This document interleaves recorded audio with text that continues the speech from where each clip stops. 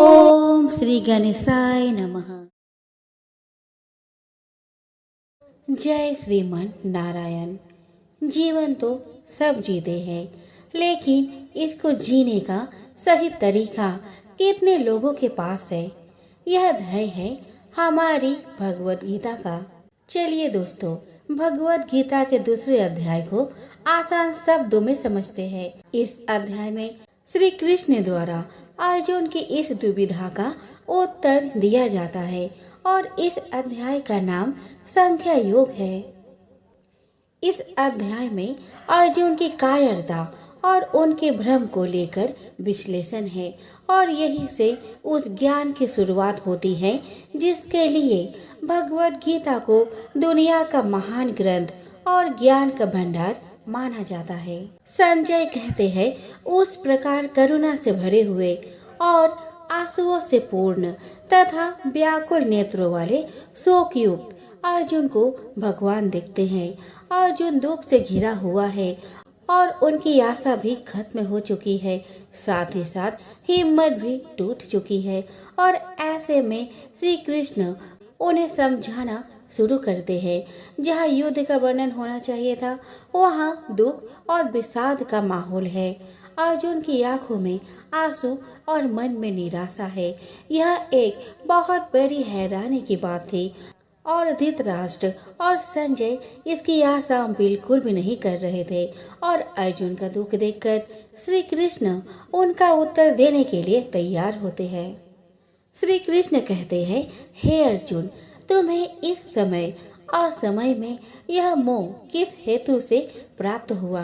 क्योंकि ना तो ये श्रेष्ठ पुरुषों के द्वारा आचरित है और ना स्वर्ग देने वाला है और ना कृति को कहने वाला ही है। युद्ध के समय ऐसे शंका, ये तो असमय है। दोस्तों, इस तरह अपने शत्रु के प्रति मोह दिखाने का काम अर्जुन जैसे योद्धा किस प्रकार कर सकते हैं? अपने कर्म से मुंह मोड़कर किसी मोह या किसी और कारण से यदि हम हताश बैठ जाए तो यह ठीक नहीं है। इससे कभी कोई लाभ नहीं होता। यहाँ श्री कृष्ण अर्जुन को समझाते हुए कहते हैं कि हे अर्जुन, तुम नपुंसकता को प्राप्त मत हो। यदि तुम युद्ध में आए हो तो युद्ध करो, ऐसे डरो मत। और तुम्हारे जैसे धनुर्धर के लिए यह सब ठीक नहीं है। यह सही नहीं है कि इस तरह से मन की कमजोरी दिखाओ। दोस्तों, श्री कृष्ण यहाँ नपुंसकता का अर्थ शक्तिहीनता, कमजोर हो जाना और युद्ध से मुंह मोड़ लेने वाली बात कर रहे हैं। अर्थात जो धर्म कहता है उसके अनुसार तो कर्म करना ही चाहिए और स्वयं को कमजोर मानकर कार्यों को छोड़ देना यह सही नहीं है। बुरे समय में जब हमें भी आशंका सताए तो यही बात हमें याद रखनी चाहिए कि मन की दुर्बलता छोड़कर हमें उस कर्म के बारे में सोचना चाहिए जो हम करने के लिए आए हैं। अर्जुन अपनी शंका के बारे में कहते हैं, हे मधुसूदन, मैं रणभूमि में किस प्रकार वानरों से भीष्म पितामह और गुरु द्रोणाचार्य के विरुद्ध लड़ूं, जिनसे मैंने सब कुछ सीखा है, जो मेरे लिए सबसे बड़े हैं, उन पर मैं कैसे वान चला सकता हूँ। दोस्तों, यहाँ पर अर्जुन का कहना है, क्या यह सुनने में गलत नहीं लगता कि जिनसे उन्होंने अपने जीवन में सब कुछ सीखा है उन पर वे बाण कैसे चला सकते हैं? लेकिन युद्ध का तो यही कार्य है। बाण शत्रु और अपने में भेद नहीं करता। जब वो चलता है तो प्राण लेने के इरादे से चलता है, जिसे करने में अर्जुन इस समय असफल हो रहे हैं। अर्जुन की दुविधा गलत प्रतीत नहीं होती है जब वे ऐसे कहते हैं कि इन महानुभाव गुरुजनों को न मारकर मैं इस लोक में भिक्षा का अन्न भी खाना कल्याणकारक समझता हूँ। यहाँ पर अर्जुन कहते हैं कि इन गुरुजनों को मारकर इस दुनिया में किसी भी तरह का लाभ ले लो, उसका क्या ही मतलब है। अपने इन लोगों को मारकर उससे अर्थ व भोग, धन धान्य, ऐश्वर्य ये सब तो मैं प्राप्त कर लूँगा, परंतु ऐसे भोगों से क्या प्राप्त होगा? दोस्तों, अर्जुन ही नहीं, दुनिया में ना जाने ऐसे कितने लोग होते हैं जिन्हें लगता है कि परिवार भी ना छूटे और मोक्ष भी प्राप्त हो जाए, परंतु ये तो संभव नहीं। अर्जुन कहते हैं कि हम ये भी नहीं जानते हैं कि हमारे लिए युद्ध करना या ना करना इसमें से कौन सा श्रेष्ठ है, अथवा ये भी नहीं जानते कि हम जीतेंगे या वे हमको जीतेंगे, और जिनको मारकर हम जीना भी नहीं चाहते वे ही हमारे आत्मीय धृतराष्ट्र के पुत्र हमारे मुकाबले में खड़े हैं। भविष्य में क्या होगा ये तो कोई नहीं जानता। विधि ने क्या विधान लिखा है इसके बारे में कोई नहीं जानता, परंतु वर्तमान में जो हम करना चाहते हैं उसका निर्णय हमारे हाथ में होता है, और हमारे कर्म सिर्फ और सिर्फ हमारे ही हाथ में है। तो क्या युद्ध जीतने के लिए अपनों को मारना ठीक है? अपने कर्म को पूरा करने के लिए हमें किस सीमा तक जाना चाहिए और किस सीमा को पार करना चाहिए? इसीलिए कायरता रूप दोष से अपहत हुए स्वभाव वाला तथा धर्म के विषय में मोहित चित हुआ मैं आपसे पूछता हूँ कि जो साधन निश्चित और कल्याणकारी हो वह मेरे लिए कहिए, क्योंकि प्रभु मैं आपका शिष्य हूँ। दोस्तों, कमजोर क्षणों में हम डर जाते हैं, जिससे उलझन का भाव हमारे अंदर आ जाता है। अर्जुन भी यही मान रहे हैं कि वे उलझन में हैं और कायरता का दोष वे अपने ऊपर ले रहे हैं, और तभी वे कहते हैं कि श्री कृष्ण मैं आपका शिष्य हूँ, मैं अपने आप को समर्पित करता हूँ, मुझे यह बताइए कि क्या सही है।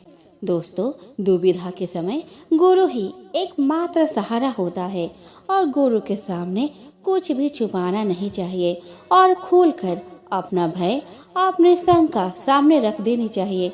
अगर हम ऐसा करते हैं तभी तो हमें मार्गदर्शन मिलेगा। इसके आगे अर्जुन कहते हैं जीतने के बाद उन्हें जमीन मिल जाएगी, धन धान्य प्राप्त होगा, नाम होगा, परंतु यह सब मिलने के बाद उनका यह दुख कम नहीं होगा जो उन्हें अभी महसूस हो रहा है। दोस्तों, जब अपनों का दुख सताता है तो किसी भी तरह का लाभ आराम नहीं देता, और उससे भी बड़ी बात, अगर आप दुख में हैं तो जब तक आप उसका उपाय ढूंढ नहीं लेते आपको दुनिया का कोई भी सुख आराम नहीं दे पाता है। संजय धृतराष्ट्र से कहते हैं कि हे राजन, निद्रा को जीतने वाले अर्जुन अंतर्यामी श्री कृष्ण से कहते हैं कि मैं युद्ध नहीं करूंगा, और यह स्पष्ट कहकर चुप हो जाते हैं। यानी निद्रा हमारी प्राकृतिक आवश्यकता है, इस पर दुनिया में कोई भी विजय नहीं पा सकता, परंतु अर्जुन को इतना महान योद्धा माना जाता है कि उन्होंने निद्रा पर भी विजय प्राप्त कर ली थी, और वही अर्जुन अपने निद्रा से तो नहीं लेकिन अपने मोह, अपने डर से हारते हुए दिख रहे हैं। किस समय कौन सी कमजोरी हम पर हावी हो जाए ये कहा नहीं जा सकता, लेकिन अर्जुन अपने इस दुर्बलता को हराकर आगे बढ़े थे, और ऐसे ही हमें भी प्रयास करना चाहिए। धृतराष्ट्र की उत्सुकता बढ़ रही थी, और स्वाभाविक भी है कि एक पिता होने के नाते वो दुर्योधन को जिताना चाहते थे। वे युद्ध में भाग तो नहीं ले सकते थे, किंतु युद्ध की हर बात जानना चाहते थे। संजय धृतराष्ट्र से कहते हैं कि हे भारतवंशी धृतराष्ट्र, दोनों सेनाओं के बीच में शोक करते अर्जुन है, और उनके सामने अंतर्यामी श्री कृष्ण हंसते हुए उनको यह कह रहे हैं कि एक तरफ रोता हुआ कमजोर डरा हुआ बालक जैसे कि अर्जुन, और दूसरी तरफ त्रिकालदर्शी कृष्ण है। शायद इसीलिए श्री कृष्ण को छलिया भी कहते हैं। रोते हुए के सामने भला इस तरह का कौन हंसता है, और वे इसीलिए हंसते थे क्योंकि उनको जो पता था वह किसी को नहीं पता था। दोस्तों, श्री कृष्ण का गीता ज्ञान अब यहाँ से आरंभ हो रहा है। भगवान कहते हैं अर्जुन, तुम ना शोक करने योग्य मनुष्य के शोक करते हो और पंडितों की तरह मुझे से बातें करते हो, परंतु जिनके प्राण चले गए हैं उनके लिए और जिनके प्राण नहीं गए हैं उनके लिए भी पंडित जन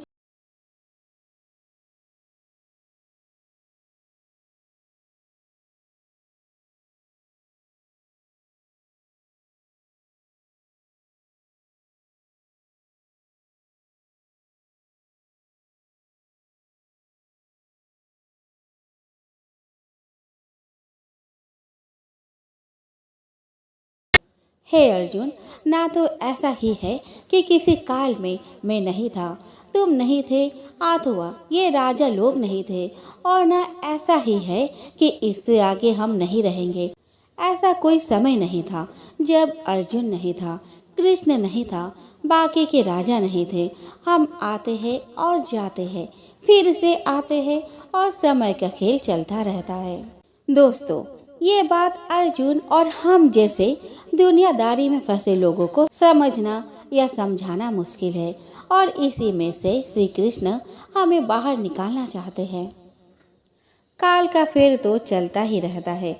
हर काल में हमारे जैसे, अर्जुन के जैसे और श्री कृष्ण के जैसे लोग होते हैं, और जाने वाले और आने वाले समय में भी तीनों तरह के लोग होंगे, और ऐसा ही खेल फिर से होगा।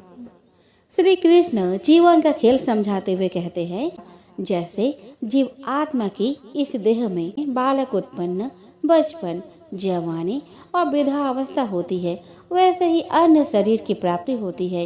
इस विषय में धीर पुरुष मोहित नहीं होता। हमारी आत्मा तो यही रहती है, लेकिन शरीर बचपन से लेकर बुढ़ापे तक बदलता रहता है। वैसे ही नए जन्म में नया शरीर मिलता है। दोस्तों, श्री कृष्ण कहते हैं कि बदलाव प्रकृति का नियम है। जो अभी है वो अगले पल बदल चुका है, आपको चाहे वो दिखे या ना दिखे। दोस्तों, श्री कृष्ण कहते हैं कि बदलाव प्रकृति का नियम है। जो अभी है वो अगले पल बदल चुका है, आपको चाहे वो दिखे या ना दिखे, आप उसे महसूस करें या ना करें। जब बदलाव नियम है तो ऐसा नियम के लिए दुखी क्यों होना। और जो नहीं बदलता है उसे आत्मा कहते हैं। दोस्तों, आत्मा की परिभाषा को समझे कि शरीर तो बदलता है, लेकिन आत्मा कभी नहीं बदलती है कुंती पुत्र, सर्दी गर्मी और सुख दुख को देने वाली इंद्रिया और विषयों के संयोग को उत्पत्ति विनाशशील और अनित्य है। इसीलिए हे भारत, उनको तुम सहन करो जिन्हें हमारी इंद्रियां महसूस करती है। वह सर्दी गर्मी या सुख दुख आते जाते रहते हैं, हमेशा नहीं रहते। हमारी इंद्रियों और उनके विषय में जुड़कर हमें भूख, नींद, सुख दुख, सुकून और बेचैनी जैसी भावनाएं आती है, लेकिन यह सब हमारे शरीर से जुड़ी बातें हैं जो खत्म होने वाली है। परंतु जो खत्म नहीं होगा उसे आत्मा कहते हैं। क्योंकि हे पुरुष श्रेष्ठ, दुख सुख को समान समझने वाले जिस धीर पुरुष को ये इंद्रिय और विषयों के संयोग व्याकुल नहीं करते, यह मोक्ष के योग्य होता है। आपकी जितनी भी आयु हो, एक बार जीवन में पीछे मुड़ कर देखिए। न जाने कितने बार आप सुख दुख से बीते होंगे। कभी बहुत खुशी हुई होगी और कभी किसी के जाने या किसी नुकसान से आप बहुत दुखी भी हुए होंगे, और आगे आने वाले जीवन में भी ऐसा होता ही रहेगा। ज्ञानी इस बात को जानते हैं कि जीवन में ऐसे सुख दुख तो आते जाते रहते हैं, एक ही भाव कभी रुका नहीं रहता। श्री कृष्ण कहते हैं, असत्य वस्तु की तो सत्ता नहीं है और सत्य का अभाव नहीं है। इस प्रकार इन दोनों का ही तत्व ज्ञानी पुरुष द्वारा देखा गया है। दोस्तों, जो झूठ है उसका कोई मूल्य नहीं है, मूल्य सिर्फ सत्य का ही है। और समझदार लोग इस बात को समझते हैं, जिसका आना जाना लगा रहे उसके लिए कोई क्या शोक करे। सूख गया तो दुख बिल्कुल दरवाजे पर आने के लिए तैयार खड़ा है। एक के लिए दुख करेंगे तो जल्द ही आने वाली दूसरी अच्छी खबर के लिए खुश होना पड़ेगा। लेकिन अगर आप ज्ञान को समझे तो पाएंगे कि ये दोनों भाव झूठे हैं, इनका कोई मूल्य नहीं। मूल्य सिर्फ आत्मा का है जो निरंतर है और वही सत्य है। नाश रहित तो तुम उसको जान जिससे यह संपूर्ण जगत दृश्य वर्ग व्याप्त है। इस अविनाशी का विनाश करने में कोई भी समर्थ नहीं है। इसका तात्पर्य यह है कि अस्थायी सिर्फ वही है जिसमें ये पूरी दुनिया समाई हुई है, जो सबसे बड़ा सच है। बाकी सब कुछ आता जाता रहता है, सिर्फ यह सच्चाई ही हमेशा के लिए है। इस बात को समझने में मुश्किल आ सकती है और ऐसा भी लग सकता है कि समझ नहीं आई है, लेकिन इसको समझे बिना कोई हल भी तो नहीं है। हमारी आत्मा ही दुनिया की सबसे बड़ी सच्चाई है। यही आत्मा हमारे भीतर है, और जब ये आत्मा बाहर है तो जो दुनिया हमें दिखती है वह भी इसी में समाई हुई है। सबसे बड़ी सच्चाई है हमारी आत्मा जो मरती नहीं, बाकी सब कुछ हमारा शरीर या हमारा भाव है जो मर जाते हैं। श्री कृष्ण कहते हैं कि हे भारतवंशी अर्जुन, तुम युद्ध करो, क्योंकि ये आत्मा अमर है, इसका मरना संभव नहीं, इसीलिए इसे सबसे बड़ी सच्चाई कहा गया है। और महापुरुष इसी आत्मा को समझने के लिए पूरा जीवन समाधि और संन्यास में बिता देते हैं। श्री कृष्ण का कहना है कि शरीर नाशवान है और आत्मा अमर है, और वही सच्चाई है, तो शोक किस बात का करना। जो इस आत्मा को मारने वाला समझता है तथा जो इसको मरा हुआ मानता है, वो दोनों ही नहीं जानते सच्चाई को, क्योंकि ये आत्मा वास्तव में ना तो किसी को मारती है और ना किसी के द्वारा मारी जाती है। इसका तात्पर्य है कि आत्मा सिर्फ होती है, उसका होना ही सत्य है, बाकी कुछ नहीं। ये तो अज्ञान ही है जो हमें यह सोचने पर मजबूर करता है कि हमने किसी को मार दिया या हम किसी को मार देंगे। लोग अपने अहंकार में समझते हैं कि वे बहुत कुछ कर सकते हैं या बहुत कुछ कर चुके हैं। यह सिर्फ उनकी अज्ञानता है। श्री कृष्ण आगे समझाते हैं कि आत्मा ना तो किसी काल में जन्म लेती है और ना ही मरती है, तथा ना यह उत्पन्न होकर फिर होने वाली ही है, क्योंकि यह अजन्मा, नित्य, सनातन और पुरातन है। शरीर के मारे जाने पर भी यह मरती नहीं है। आत्मा हमेशा रहती है, हर काल में। बाकी सब कुछ आता है और जाता है। आत्मा कल, आज और कल हमेशा ही रहेगी। दोस्तों, गीता की सबसे गंभीर बात का यह मूल है, जब कुछ नहीं था तो आत्मा थी, जब कुछ नहीं होगा तब भी आत्मा होगी। आत्मा को छोड़ बाकी सब बदलेगा, आएगा और जाएगा। हे पृथा पुत्र अर्जुन, जो पुरुष इस आत्मा को नाश रहित, नित्य, अजन्मा और अव्यय मानता है, वह पुरुष कैसे किसी को मरवाता है और कैसे किसी को मारता है। जो इस बात को समझता है कि आत्मा ही सबसे बड़ा सत्य है, वह पुरुष किसी को कैसे मार सकते हैं या कैसे मरवा सकते हैं। इस बात को समझने का मतलब है कि ब्रह्म रूपी सत्य को समझना, ब्रह्म को समझना। सत्य से अधिक हम झूठ को महत्व देते हैं, आत्मा से अधिक हम पार्थिव शरीर को। यह शरीर जो मिट्टी से बना है और अग्नि में जल के फिर से मिट्टी हो जाता है। सत्य से अधिक हम झूठ को महत्व देते हैं, आत्मा से अधिक हम पार्थिव शरीर को। यह शरीर जो मिट्टी से बना है और अग्नि में जल के फिर से मिट्टी हो जाएगा। महत्व हमें अपनी आत्मा को देना है, जो हमेशा थी और हमेशा रहेगी। जैसे मनुष्य पुराने वस्त्रों को त्याग कर नए वस्त्रों को ग्रहण करता है, वैसे ही जीवात्मा पुराने शरीर को त्याग कर दूसरे नए शरीरों को प्राप्त होता है। अर्थात आत्मा को छोड़ बाकी सब कुछ बदलता है। बिल्कुल वैसे ही जैसे हम कपड़े बदलते हैं, पुराने कपड़े के फट जाने पर उसे छोड़ दिया जाता है, वैसे ही अलग अलग कारण से जब मृत्यु होती है तो शरीर रहने लायक नहीं रहता, तब आत्मा उसे छोड़कर दूसरे नए शरीर में चली जाती है। शरीर की आयु होती है परंतु आत्मा की नहीं।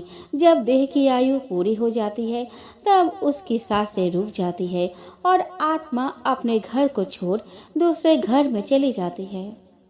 इस आत्मा को शस्त्र नहीं काट सकते, इसको आग नहीं जला सकती, इसको जल नहीं गला सकता और वायु इसको सुखा नहीं सकती। आत्मा कोई वस्तु नहीं जो जल जाए, कट जाए या सूख जाए। आत्मा के इस स्वरूप को श्री कृष्ण समझा रहे हैं। जैसे कपड़ा फटता है, गल जाता है, उसी तरह से आत्मा को कोई वस्तु समझना भूल होगी। उस आत्मा को दुनिया की किसी चीज से मत तोलिए। आत्मा किसी के भी जैसे नहीं, उसका कोई दूसरा उदाहरण संभव ही नहीं। आत्मा अपने आप में बिरली और अनूठी है। ये हमसे पहले भी थी और आगे भी रहेगी। यह आत्मा अच्छेद है, इसे छेड़ा नहीं जा सकता। ये आत्मा अदाहे है, इसे जलाया नहीं जा सकता। अक्लेद है अर्थात गीला भी नहीं किया जा सकता। और निस्संदेह असोस्य है अर्थात इसे सुखाया भी नहीं जा सकता। ये आत्मा नित्य, सर्वव्यापी, अचल, स्थिर रहने वाली और सनातन है। दोस्तों, सनातन का अर्थ होता है जो हमेशा से है और हमेशा रहेगा, वही आत्मा भी है। श्री कृष्ण यह बताना चाहते हैं कि हम जो नाशवान हैं अर्थात हमारा जो यह शरीर है, इस पर ज़्यादा ध्यान न दिया जाए और आत्मा को समझा जाए जिसका नाश नहीं हो सकता, तभी हमें मुक्ति मिलनी संभव हो सकती है। वरना मोह और दुविधा में हम हमेशा फंसे रह जाएंगे, जैसे कि अभी अर्जुन फंसे हुए हैं और अपना कर्म करने के लिए तैयार नहीं है। आत्मा का स्वरूप अव्यक्त है अर्थात इसे व्यक्त नहीं कर सकते हैं और समझा नहीं सकते। इसको अचित्त कहते हैं, इसको सोच भी नहीं सकते। और आत्मा विकार रहित है, इसमें कोई कमी भी नहीं होती। श्री कृष्ण आगे कहते हैं कि हे अर्जुन, इस आत्मा को उपयुक्त प्रकार से जानकर तुम शोक करने के योग्य नहीं हो, अर्थात तुम्हारा शोक करना उचित नहीं है। आत्मा अव्यक्त इसीलिए है क्योंकि हम इसे अपने इंद्रियों से नहीं समझ सकते हैं। यह इंद्रियां दुनिया के लिए है, जिनसे हम सुख दुख, गर्मी सर्दी, खाना पीना, महसूस करना आदि जैसी भौतिक क्रिया करते हैं। आत्मा इन सब से परे है। आत्मा का यह ज्ञान श्री कृष्ण अर्जुन को इसलिए दे रहे हैं क्योंकि अर्जुन जिनके लिए शोक कर रहे हैं वह सब व्यर्थ है। श्री कृष्ण अर्जुन को समझाते हुए कहते हैं कि हे अर्जुन, यदि तुम आत्मा को सदा जन्म लेने वाली और सदा मरने वाली समझते हो तो हे महाबाहो, तुम इस प्रकार शोक करने योग्य नहीं हो। दोस्तों, अगर अर्जुन आत्मा को जन्म लेने वाली और मरने वाली समझते हैं तो भी शोक करने का कोई अर्थ नहीं है। अगर अर्जुन आत्मा को शरीर की तरह ही जन्म लेने वाला और मरने वाला समझते हैं तो भी युद्ध में मरने वालों के लिए शोक करने का कोई मतलब नहीं। श्री कृष्ण कहते हैं कि हे अर्जुन, अगर तुम ये मानते हो कि जन्मे हुए की मृत्यु निश्चित है और मरे हुए का जन्म निश्चित है, तो इससे भी बिना उपाय वाले विषय में तुम्हें शोक करने का कोई हक नहीं है। जन्म और मृत्यु तो जुड़े हैं, एक के बाद दूसरे का होना, तो फिर शोक क्यों करना? जिसका जन्म हुआ उसका मरना तो निश्चित है, और अगर आत्मा ने जन्म लिया है तो उसका मरना भी निश्चित है। श्री कृष्ण यहाँ पर यह कहना चाहते हैं कि न जाने हम कितनी बार उन बातों के लिए शोक करते हैं जिसका होना तय है। यह समझदारी नहीं है। जो तय है वो तो होकर ही रहेगा, और जो होगा ही उसके लिए शोक करके अपने आप को कमजोर बनाने की क्या आवश्यकता है। हे अर्जुन, संपूर्ण प्राणी जन्म से पहले अप्रकट थे, मरने के बाद भी अप्रकट हो जाने वाले हैं, केवल बीच में ही प्रकट है। फिर ऐसी स्थिति में क्या शोक करना? हमारा होना, किसी का भी होना, उनके जन्म और मृत्यु के बीच में होता है, तो फिर शोक किसके लिए करना? अचानक से एक जन्म होता और जब कोई नहीं था तो वह खिलखिलाता, खुशियों लेकर जीवन लाता है, लेकिन उसके साथ किसी के जाने की भी तैयारी शुरू हो गई है। ऐसा तो हो नहीं सकता कि हम अच्छे के लिए खुशियाँ मनाते रहे और बुरे के लिए शोक मनाते रहे। जीवन के सत्य को हमें मानना पड़ेगा। कोई एक महापुरुष ही आत्मा को आश्चर्य के भांति दिखता है, और वैसे ही दूसरा कोई महापुरुष इसके तत्व को आश्चर्य के भांति वर्णित करता है, और दूसरा कोई अधिकारिक पुरुष इसे आश्चर्य के भांति सुनता है, और कोई तो सुनकर भी इसे नहीं जानता। इसका मतलब है कि आत्मा को समझना बेहद मुश्किल है। कुछ आत्मा के बारे में सुनकर हैरान होंगे कि ऐसा कैसे हो सकता है। कोई हैरान होकर आत्मा का वर्णन करेगा, और हम में से ऐसे कई होंगे जो सुनकर इस बात को समझ नहीं पाएंगे। इस बात पर गौर कीजिए कि कितने बार ज्ञान की बात सुनते हैं और थोड़ी देर बाद ही अपनी मोह माया की जिंदगी में फिर से व्यस्त हो जाते हैं। दोस्तों, अगर आप मोह माया से निकलना चाहते हैं तो आपको इस आत्मा को समझना पड़ेगा। हे अर्जुन, ये आत्मा सबके शरीर में सदा ही अबद्ध है और इस कारण संपूर्ण प्राणियों के लिए तुम्हें शोक नहीं करना चाहिए।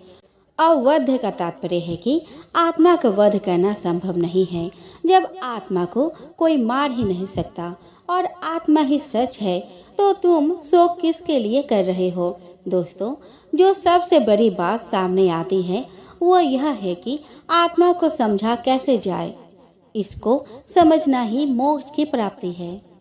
श्री कृष्ण अर्जुन को याद दिलाते हैं कि तुम अपने धर्म को देखकर भी तुम भय करने योग्य नहीं हो, अर्थात तुम्हें भय नहीं करना चाहिए, क्योंकि क्षत्रिय के लिए धर्मयुक्त युद्ध से बढ़कर दूसरा कोई कल्याणकारी कर्तव्य नहीं है। दोस्तों, श्री कृष्ण कहते हैं कि अगर हमने किसी कार्य को करने का निर्णय ले लिया है फिर उससे डरना नहीं चाहिए। पूरे तन मन से उस काम को करने के लिए जुट जाना चाहिए। ज्ञान यह है कि निर्णय के बाद डरने का कोई मतलब नहीं है, सिर्फ और सिर्फ कर्म करने का मतलब है।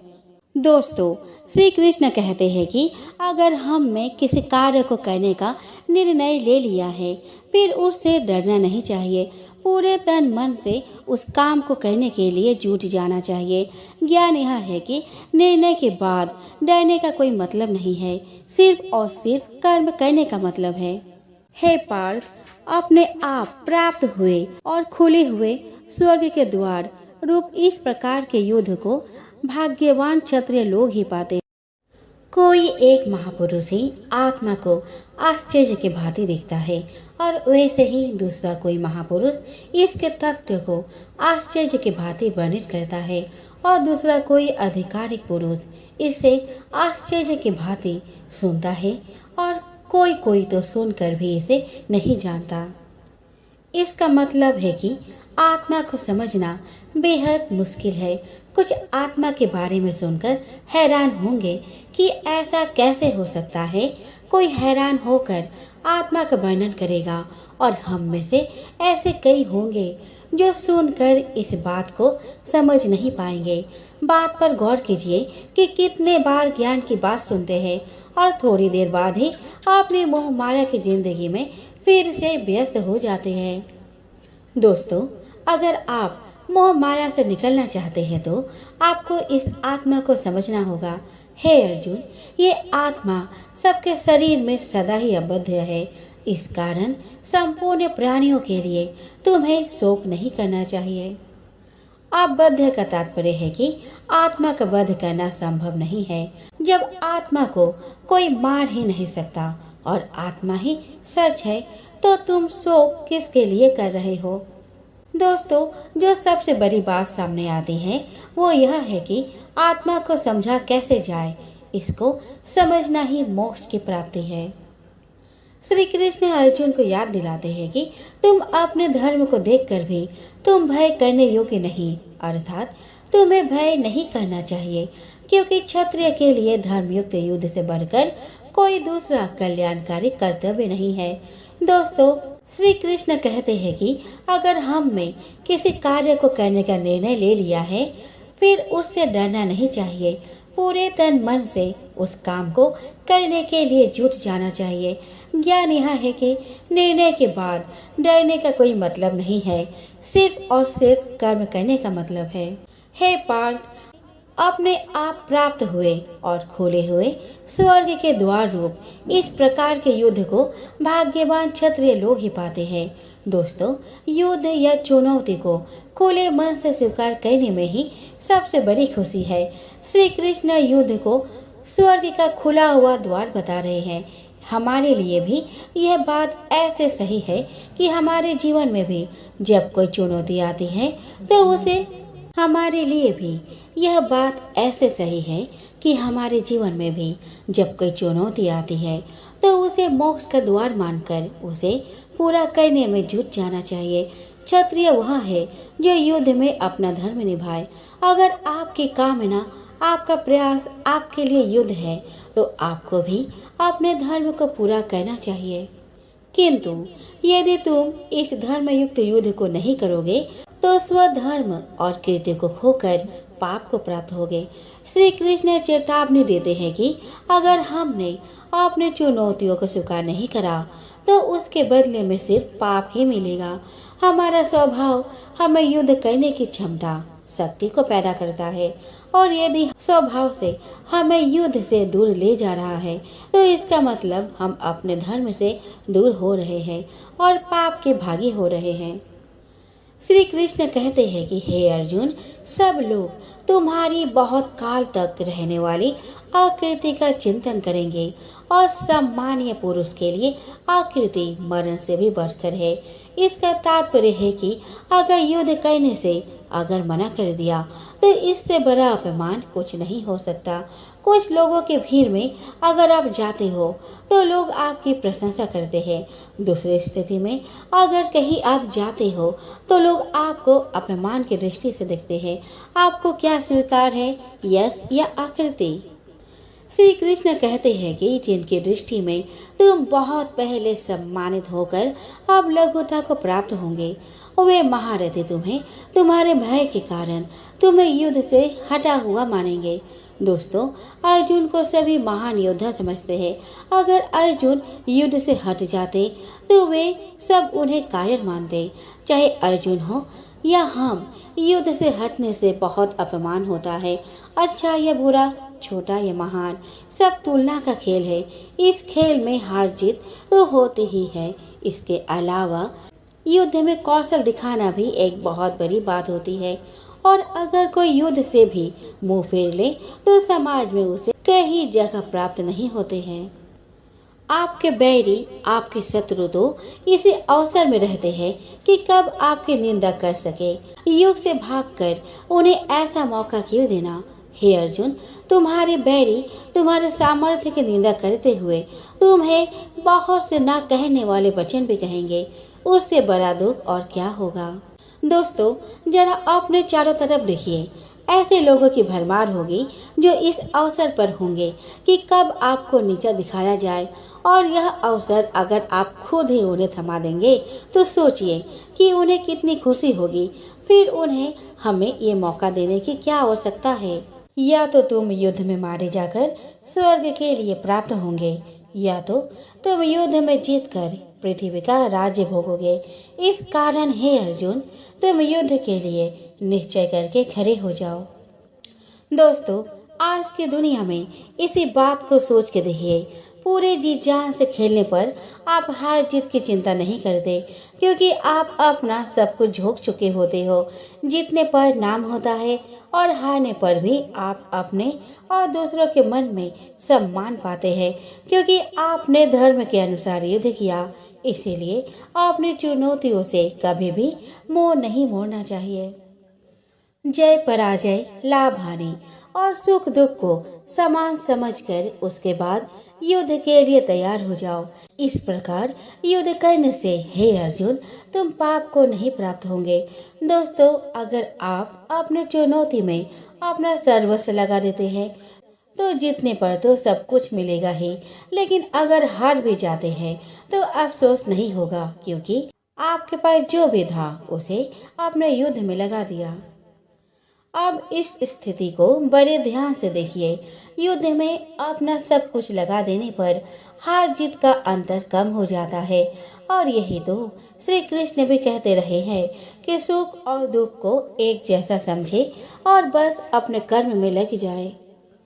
हे पार्थ, यदि बुद्धि तुम्हारे लिए ज्ञान योग के विषय के लिए कही गई है और अब तुम इसको कर्मयोग के विषय में सुनो।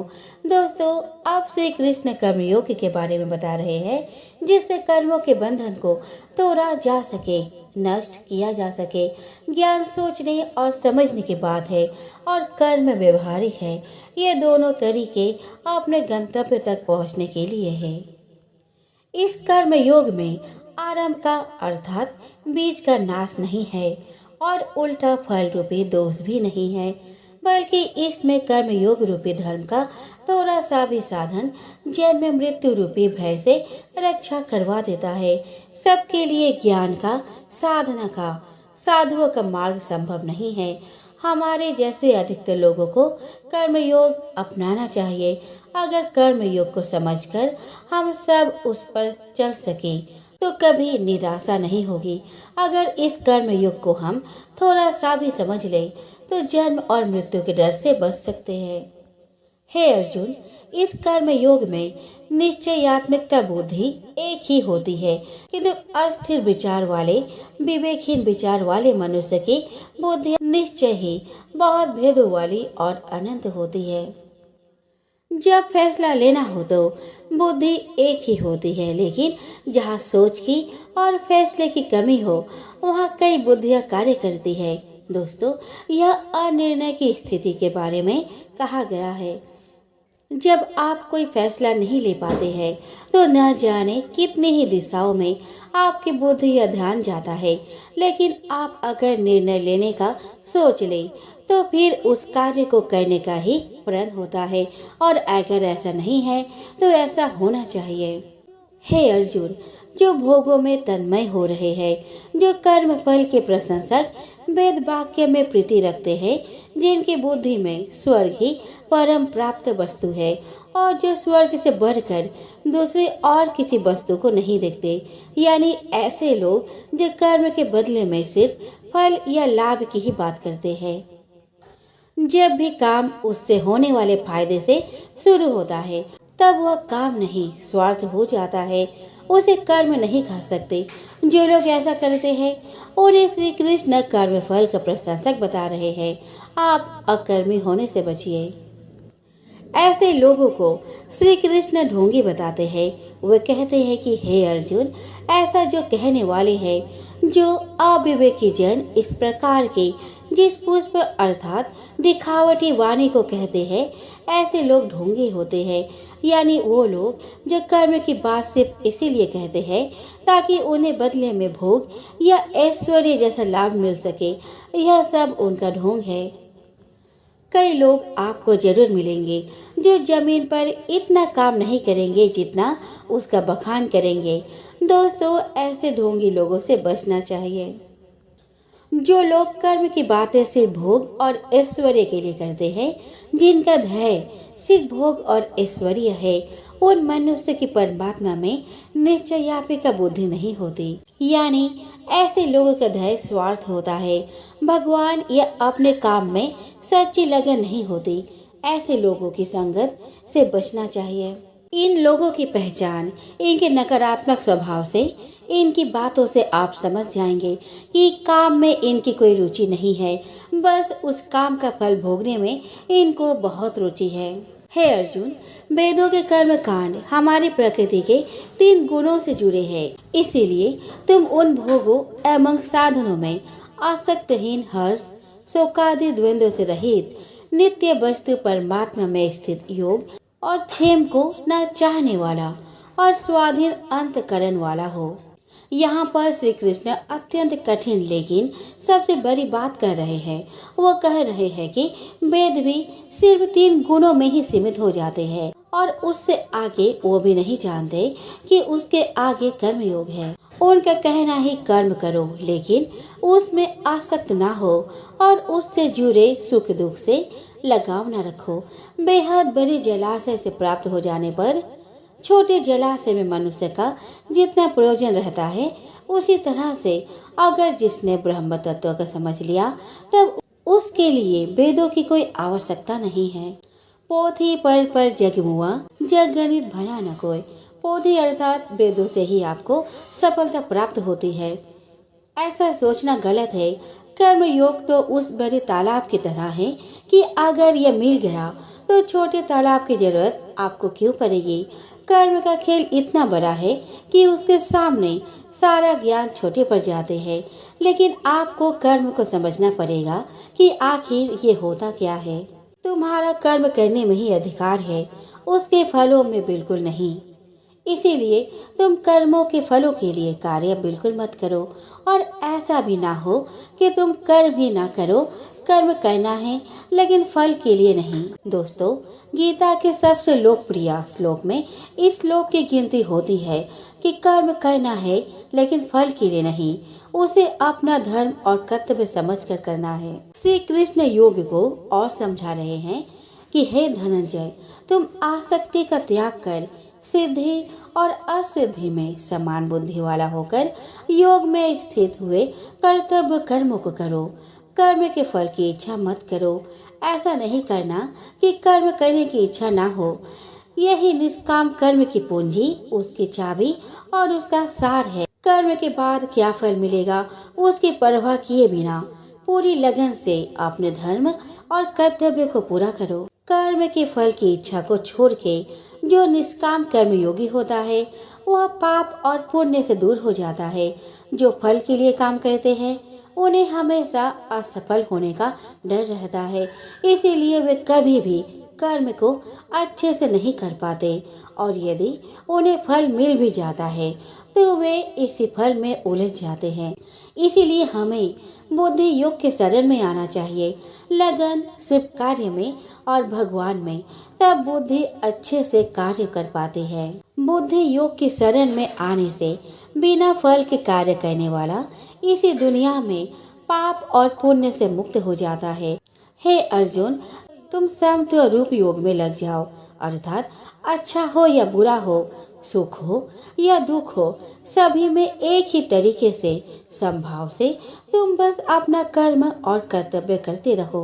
आप मनुष्य कर्म करके और उसके फल को प्राप्त करके खुश होता है और उसके बाद दूसरे फल के लालच में अगले नए कर्म में लग जाता है।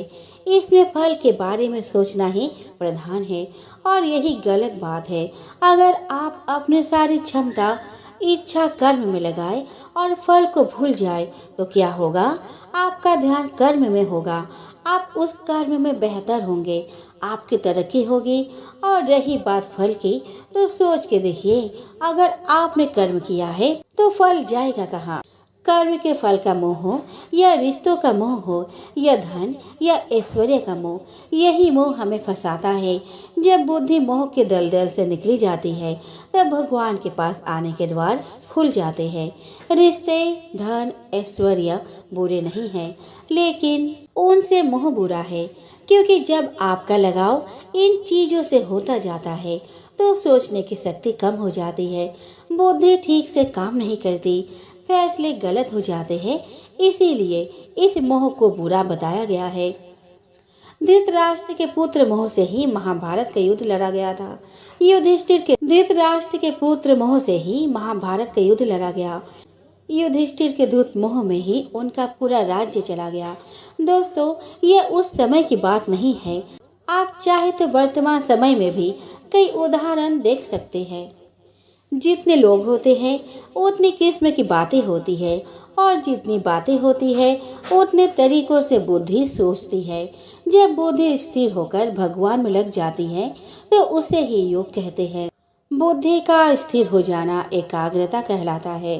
स्थिर होकर एकाग्रता से कुछ करने को समाधि की स्थिति पे कहते हैं। और अगर आपने एकाग्रता से कार्य किया हुआ हो तो वह काम कभी भी व्यर्थ नहीं होगा।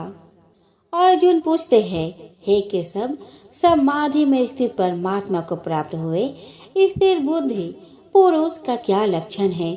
वह स्थिर बुद्धि पुरुष कैसे बोलता है, कैसा बैठता है और कैसे चलता है?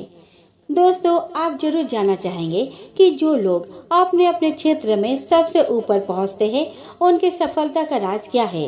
अर्जुन भी यही जानना चाहते हैं कि जो बुद्धि को स्थिर होकर एक जगह लगा देता है उनकी क्या पहचान है। श्री भगवान उत्तर देते हैं कि हे अर्जुन, जिस काल में यह पुरुष मन में स्थित संपूर्ण कामनाओं को भली भांति त्याग देता है और आत्मा से आत्मा में संतुष्ट रहता है, उस काल में वह स्थिर प्रज्ञ कहा जाता है। भगवान श्री कृष्ण ने बताया था कि आत्मा ही सबसे बड़ी सच्चाई है। मोह, इच्छा, कामना छोड़ना ही आत्मा के पास आना है, जिसको संतुष्टि या शांति के लिए किसी दूसरे पर निर्भर नहीं रहना पड़ता, वही अपने कामना को त्याग सकता है। दोस्तों, सोचिए कि आपको अपनी खुशी या शांति के लिए किसी और की आवश्यकता पड़ सकती है। बुरा होने पर जिसके मन में दुख पैदा ना हो, अच्छा होने पर जो मन ही मन शांत रहे, खुशी से पागल ना हो। गुस्सा, डर या प्रेम, जो सब कुछ एक ही भाव में ही एक ही जैसा दिखता हो, उसकी बुद्धि स्थिर रहती है और वह मुनि या योगी कहलाता है। अच्छी खबर में खुश हो जाना, बुरे में उदास, ये तो स्वाभाविक ही है। अगर किसी पशु को भी आप कुछ खाने के लिए देंगे तो वह खुश हो जाएगा, और अगर खाना छीन लेंगे तो वह पशु को बुरा लगेगा। लेकिन इन सब से जो ऊपर उठ जाता है, इन सब अवस्थाओं में भी वह अपने स्वयं की हालत नहीं बदलता, मतलब उसकी बुद्धि स्थिर है, यानी कि वह मुनि या योग्य कहलाने के लायक है, जिसमें लगाव नहीं। शुभ हो या अशुभ, अच्छा हो या बुरा, जो दोनों को एक जैसे दिखता है, वही अपने बुद्धि को स्थिर रखता है। इस श्लोक में श्री कृष्ण समझा रहे हैं कि किस तरह से अलग अलग हालात में खुद को और अपने बुद्धि को स्थिर रखा जाए, कैसे संयम और धैर्य से हम अपने जीवन में अनुशासन ला सकते हैं, वरना चारों तरफ या तो दुख की हाहाकार होगी या खुशी से लोग झूम रहे होंगे। कछुआ किस तरह से सब ओर से अपने अंगों को समेट लेता है, वैसे ही पुरुष इंद्रियों के विषय में इंद्रियों को सब प्रकार से हटा लेते हैं, तब उसकी बुद्धि स्थिर होती है। इसका मतलब दुनिया में रहकर भी दुनियादारी से बचकर रहना ही बुद्धि को स्थिर रखना है। अगर किसी के सामने आप बहुत ही स्वादिष्ट खाना रखें तो क्या वह खुद को रोक पाएगा? किसी के सामने आप महंगे आभूषण रख दे तो क्या वह खुद पर नियंत्रण रख पाएगा? अगर इसको कोई संभव कर दे, उसी की बुद्धि स्थिर होती है।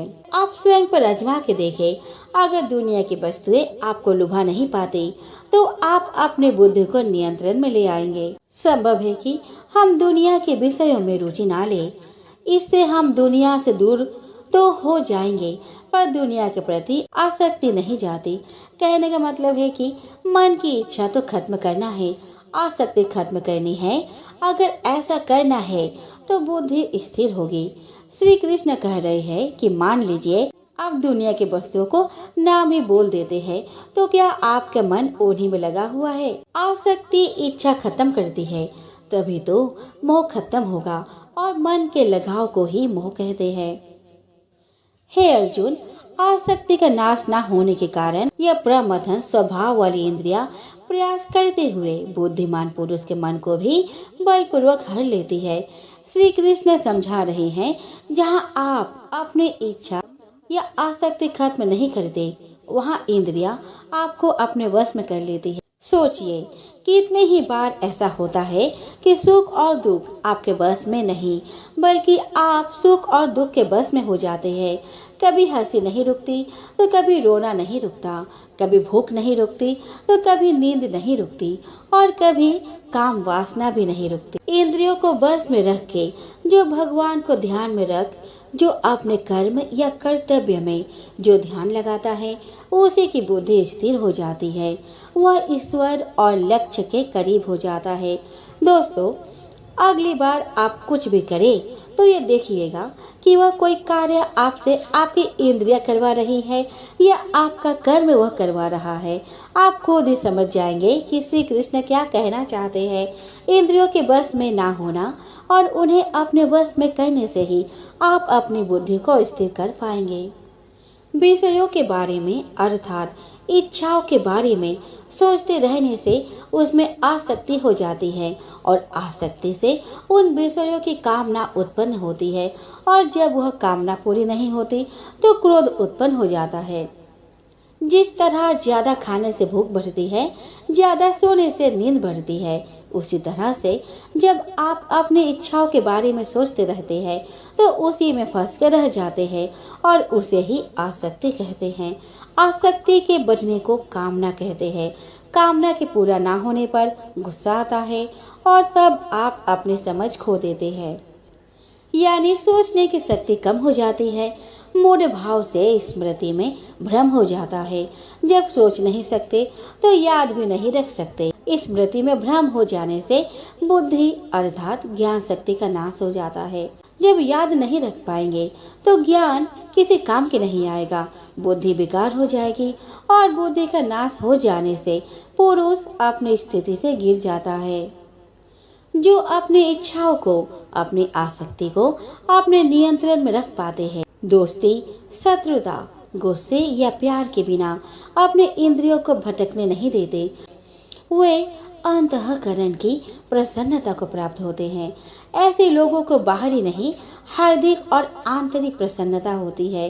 दोस्तों, आनंद, खुशी, शांति कहीं बाहर नहीं होती, वो तो हमारे अंदर होती है और हम उसे बाहर ढूंढते हैं। इसीलिए ऐसा कहा गया है, मोह को कहाँ ढूंढे रे बंदे, मैं तो तेरे पास में। अंतःकरण की प्रसन्नता होने पर अर्थात अंदर से प्रसन्न होने पर दुख खत्म हो जाते हैं और ऐसी प्रसन्न चित्त कर्मयोगी की बुद्धि शीघ्र ही सब ओर से हटकर परमात्मा में ही भली भांति स्थिर हो जाती है। दोस्तों, आप अपने लक्ष्य के बारे में सोचिए, प्रयास कीजिए कि उसे दुनिया में सबसे अच्छा कैसे कर सकते हैं और उसे पूरा करने में लग जाइए। फल का मत सोचिए कि लक्ष्य पूरा होगा कि नहीं, बस उसे करते रहिए। फिर देखिए कि कैसी मानसिक शांति की आपको अनुभूति होती है। जो पुरुष अपने मन या अपने इंद्रियों को नहीं जीत पाते, उनमें निश्चयात्मकता बुद्धि नहीं होती, यानी कि वे स्पष्ट और सटीक निर्णय नहीं ले पाते। ऐसे मनुष्य के अंतःकरण में भावना भी नहीं होती। भावना रहित मनुष्य को शांति नहीं मिलती और शांति रहित मनुष्य को सुख कैसे प्राप्त हो सकता है। बीमार आदमी के लिए क्या अच्छा खाना और क्या बुरा खाना, उसे कुछ अच्छा नहीं लगता। जो अंदर होता है वह बाहर आता ही है। जब आपके अंदर शांति नहीं होगी तब आप आनंद कभी नहीं ले पाएंगे। जैसे जल में चलने वाली नाव को वायु हर लेती है, जैसे हवा पानी में चलने वाली नाव की दिशा बदल देती है, वैसे ही विषयों में विचरती इंद्रिया में से मन जिस इंद्रिय के साथ रहता है, वह एक ही इंद्रिय इस आयुक्त पुरुष की बुद्धि को हर लेती है। अगर वह क्रोध में है तो वह कुछ नहीं सोच पाएगा, अगर प्रेम में है तो उसे और किसी बात की सूध भी नहीं रहेगी। जिस भी इंद्रिय के बस में होगा उसे उसके अलावे और कुछ समझ में नहीं आएगा। दोस्तों, इन इंद्रियों के नियंत्रण से निकलकर आप इन्हें अपने बस में करें, फिर देखिए कि आपके लिए क्या संभव है। सब कुछ संभव हो जाएगा। इसीलिए हे महाबाहो, जिस पुरुष की इंद्रियों के विषय में सब प्रकार निग्रह की हुई है, उसी की बुद्धि स्थिर है। यानी जिस पुरुष ने अपने इंद्रियों और उनसे होने वाली विषयों पर पूरी तरह से रोक लगा रखी है, उसी की बुद्धि स्थिर है। और बुद्धि हमारा ध्यान ऐसी ऐसी जगह पे ले जाती है जहां हम उलझन से हमारा असली मकसद भूल जाते हैं। बुद्धि हमारी इंद्रियों को सहारा लेती है। इसीलिए अगर बुद्धि पर विजय प्राप्त करनी है तो इंद्रियों पर विजय प्राप्त करनी होगी। संपूर्ण प्राणियों के लिए जो रात्रि के समान है, उस नित्य ज्ञान स्वरूप परमानंद की प्राप्ति में स्थित प्रज्ञ योगी जागता है। जिस नाशवान सांसारिक सुख की प्राप्ति में सब प्राणी जागते हैं, परमात्मा के तत्व को जानने वाले मुनि के लिए यह वह रात्रि के समान है। दोस्तों, श्री कृष्ण की यह बात गहरी है और समझनी पड़ेगी। जो सबके लिए रात है, उस रात में योगी परमात्मा के लिए और ज्ञान के लिए जागता है और साधना करता है। और जो सबके लिए सांसारिक सुख है, जिसके लिए संसार में हर कोई जागता है, वह सुख योगी के लिए रात के समान है। जब सब सोते हैं तो मेहनती बच्चा रात में जाकर पढ़ता है और परीक्षा में वही अव्वल आता है। जैसे अनेक प्रकार की नदियों के जल सब ओर से परिपूर्ण अचल प्रतिष्ठा वाले समुद्र में उसको विचलित न करते हुए ही समा जाते हैं, वैसे ही सब भोग जिस स्थित प्रज्ञ पुरुष में किसी प्रकार का विकार उत्पन्न किए बिना समा जाते हैं, वही पुरुष परम शांति को प्राप्त होता है। भोगों को चाहने वाला नहीं, नदियाँ समुद्र पर कोई व्यवधान नहीं डालती, उसी तरह से स्थिर बुद्धि वाले पुरुष में सारी इच्छाएं, सारी भोग समा जाते हैं और उसे विचलित नहीं करते। कई बार किसी के कहने पर आपको बुरा लगता है और आप अपना आपा खो देते हैं। इसका मतलब आपको अपने मन में नियंत्रण नहीं है। आपको ऐसा समुद्र बनना है जिसमें कोई भी नदी अर्थात किसी भी तरह की गाली या बुरे वचन आपको कभी विचलित नहीं कर पाए। जो पुरुष संपूर्ण कामनाओं को त्याग कर ममता रहित, अहंकार रहित और स्पृहा रहित हुआ विचरता है, वही शांति को प्राप्त होता है, अर्थात वह शांति को प्राप्त है। कामना का, इच्छा का त्याग करना, उससे मोह नहीं रखना है, घमंड नहीं करना है, दुनिया में रहकर भी दुनिया से अलग रहना है। ऐसे ही मनुष्य को शांति प्राप्त होती है। कामयाब वही होता है जो परेशान हुए बिना अपने धुन में, अपने काम में लगा रहता है और सफलता उसी के ही पांव चूमती है। हे अर्जुन, ये ब्रह्म को प्राप्त हुए पुरुष की स्थिति है। इसको प्राप्त कर कभी योगी मोहित नहीं होता। अंत काल में भी इस ब्रह्म स्थिति में स्थित होकर ब्रह्मानंद को प्राप्त हो जाता है। दोस्तों, श्री कृष्ण अर्जुन को बता रहे हैं कि जो पुरुष ऐसे करने में सफल होता है उसे ब्रह्म की प्राप्ति होती है। ब्रह्म का अर्थ है सबसे बड़ा सत्य, इससे आगे कुछ भी नहीं होता। श्री कृष्ण कहते हैं कि ये जो सारे लक्षण होते हैं वे उन लोगों के हैं जो अपनी बुद्धि को स्थिर रखकर अपने लक्ष्य को प्राप्त करते हैं। स्वाभाविक है कि अगर हम भी इन बातों को अपने जीवन में उतार ले तो हम भी अपने लक्ष्य से कभी दूर नहीं रहेंगे। दोस्तों, ये तो था गीता का दूसरा अध्याय, संख्या योग। इस अध्याय में श्री कृष्ण ने कर्म को समझाया, उसके प्रति हमारा उत्साह को बढ़ाया और यह समझाया कि सिर्फ और सिर्फ कर्म में ही अपना ध्यान रखें, किसी भी बात पे नहीं।